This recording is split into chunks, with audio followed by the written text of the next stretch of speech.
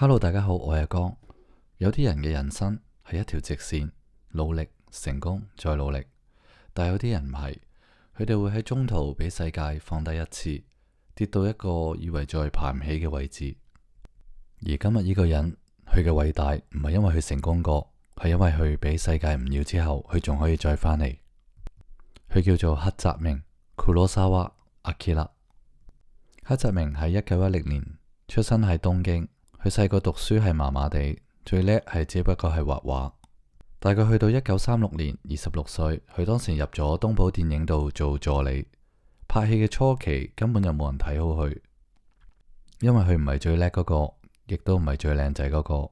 但係佢睇個世界嘅方式好特別，好冷靜，但係有感情。佢做嘅第一件事就係學識觀察，觀察每一個演員，觀察現場嘅場地，觀察人同人之間嘅情緒。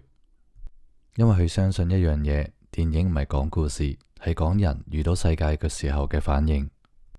佢成功嘅，因為佢睇得深，但係佢人生最深嘅一章唔喺成功嗰段。1950年，羅生門，一套用咗4個角度講一件事嘅電影，攞咗威尼斯金獅獎。當時喺日本，大家都好驚訝，因為冇人覺得日本電影可以去到咁國際。2年之後，新之玉，1954年，七武士。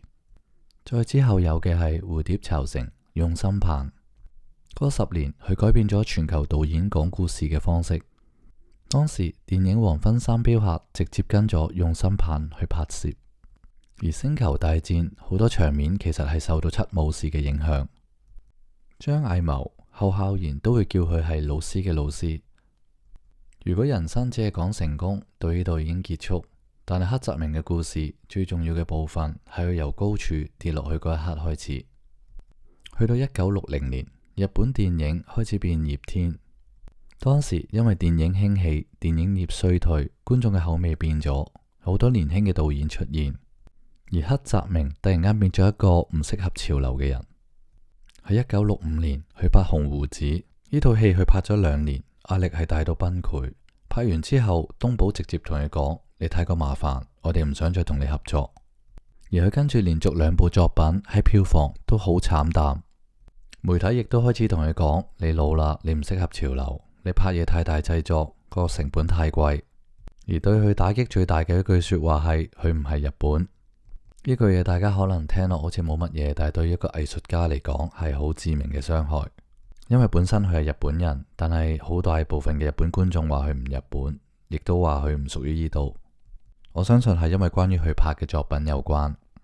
而當大家自己嘅土地都唔屬於自己嘅時候，嗰種孤獨感會慢慢滲入我哋嘅內心裏邊。當時我相信佢係有呢種感覺。喺1970年，當時佢60歲，拍戲嘅時候亦都冇人再俾錢佢，而媒體傳媒日日都轟炸佢，疏遠佢。國家亦都唔再以佢為榮。最痛嗰句係：你已經冇用噶啦，你唔係以前嘅你。一個人跌落谷底嘅時候，通常唔係因為一件大事，而係100件小事累積。靈感冇人想聽，新戲冇人肯投資，媒體日日喺度鬧。而後邊一班後起之秀嘅年輕導演亦都取代佢，日本亦都唔再認同佢。當時佢唔係覺得憤怒，而佢覺得自己係變咗透明。跟住時間隔咗1年，去到1971年嘅某一日，佢對住助手講：你今日唔使嚟啦。佢好似平時咁沖涼，整好啲衫，收好啲信，咁好安靜咁樣入咗去浴室度。佢左把削刀去界開左手腕。當時嘅熱水慢慢變咗紅色，但係佢冇喊冇亂，好似放低咗。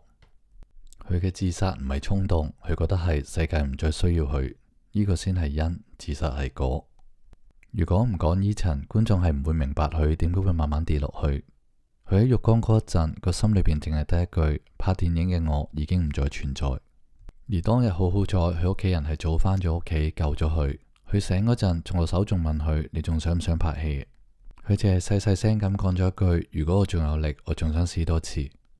我相信呢句嘢唔係勵志，而係一個人喺最痛嘅時候，佢仍然記住自己唯一識嘅嘢就係創作。但係大家聽到呢度，以為佢俾人救返就即刻成功，但係冇噶。佢亦都係跟住嗰3年之後，冇人肯俾錢，冇人投資佢嘅戲。而當時佢屋企就係諗劇本、諗設計、畫好多圖，畫到手震都冇人理。直到美國有3個導演出手去幫佢。喺1979年，3個導演聯手話：我哋一定要幫黑澤明拍戲，因為冇佢就冇我哋。佢哋籌錢幫佢拍《影武者》，而呢套戲喺康城攞金鐘角。當時黑澤明係70歲，亦都重返翻舞台嘅中心，由日本嘅過氣導演變成世界嘅電影皇帝。佢最勁嘅作品可以話喺第2次人生出現嘅。1985年嘅亂，世界嘅影評話70歲嘅黑澤明比任何時候都強。之後嘅夢、八月狂想曲都係佢最成熟、最自由嘅作品。佢教識咗我哋一件事：有啲人嘅巔峰唔喺人生前半段，係佢哋俾世界打碎之後。黑澤明唔係天才，佢只係清醒。佢清醒知道世界可以唔要你，觀眾可以唔明你，國家亦都可以唔認同你，但係你唔可以唔認同自己。佢跌過最深嘅位置，但係佢肯講，俾我再試多次。就係呢一句令佢有第2次嘅人生，比第1次仲更加震撼。唔知道大家喺人生入邊有冇一件事係跌到最低、最痛嘅時候，都願意同自己講，俾我試多次。如果有嘅，呢件事可能係你真正嘅力量。如果大家中意今集嘅，麻煩俾個 like 同訂閱我嘅頻道啊，因為你哋嘅支持對我嘅創作真係好緊要。呢度係福利人生，我哋下次見啦，拜拜。